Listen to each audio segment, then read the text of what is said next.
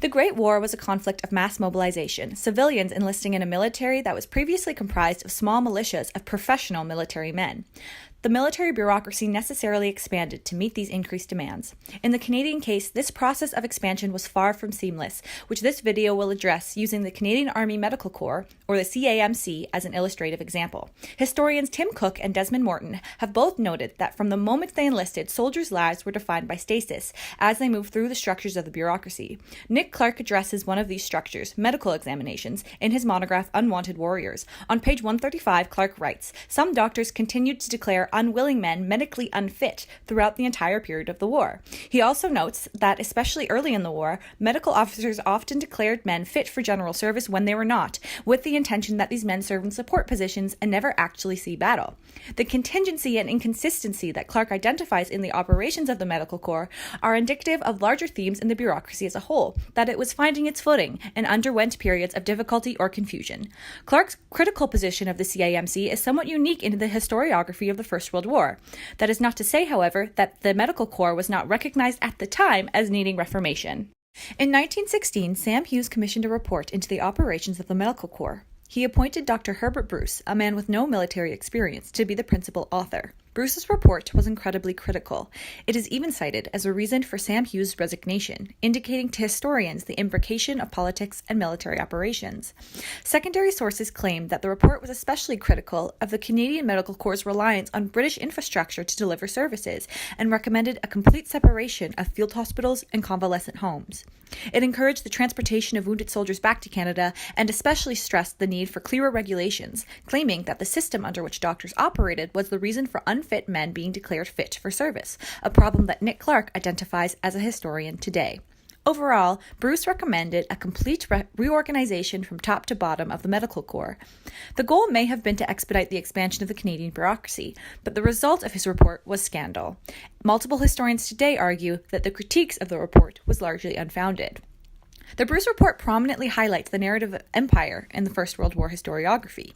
The dependence of the Canadian military operation on the British points to the notion of Canada as a dominion, and that the war was fought in service of empire.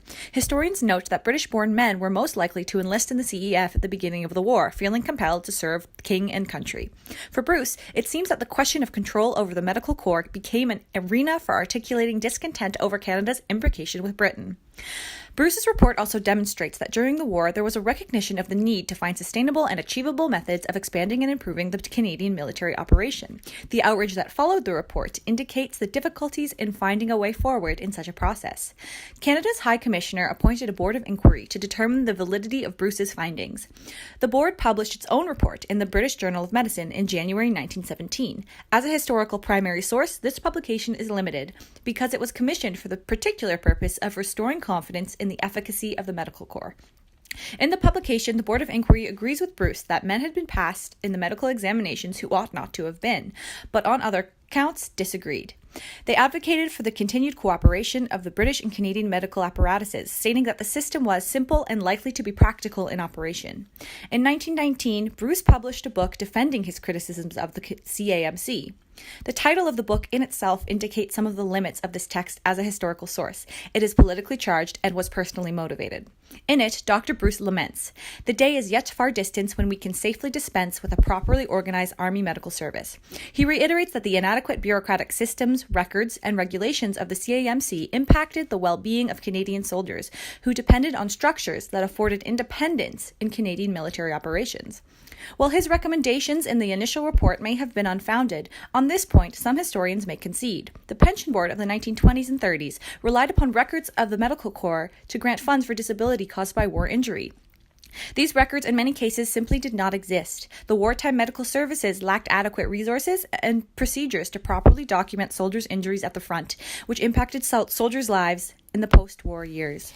The affair of the Bruce Report highlights that the oversight and operation of the Canadian military machine was a difficult one to administer, and that there were disputes within military circles as to the best way to manage the CEF, especially touching on notions of empire as juxtaposed to burgeoning ideas of nationhood. Decisions that impacted the system of military were fundamentally carried out and made by individuals with differing opinions that sometimes conflicted.